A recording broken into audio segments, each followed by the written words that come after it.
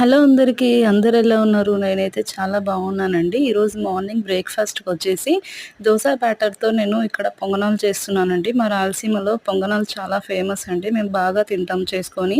మా హస్బెండ్‌కి, మా బాబుకి, నాకు చాలా ఇష్టం. మా ఫ్యామిలీలో అందరికీ చాలా ఇష్టం. ఈ ప్రాసెస్ ఎలా చేయాలో ఇక్కడ చూపిస్తారండి. ముందుగా మనం దోస బ్యాటర్‌ని తీసుకున్నాం గదండీ! అందులో కట్ చేసుకొని పెట్టుకున్న సన్నగా ఉల్లిపాయలను, పచ్చిమిర్చి, కరివేపాకు, కొత్తిమీర, క్యారెట్ తురుమును మొత్తం కూడా వేసుకొని మంచిగా బ్యాటర్‌లో మిక్స్ చేసుకొని ఒక 5 మినిట్స్ పక్కన పెట్టుకోవాలి. ఆ తర్వాత అది మంచిగా మ్యారినేట్ అయిన తర్వాత కొంచెం జీలకర్ర, సాల్ట్ కూడా వేసుకొని మంచిగా మిక్స్ చేసుకొని, ఆ తర్వాత స్టవ్ మీద ఒక కడాయి పెట్టుకొని ఆయిల్ ఏసుకొని ఆ పొంగనాలు గరిటెతో కొంచెం కొంచెంగా వేసుకొని మూత పెట్టుకొని మగ్గించుకోవాలండి.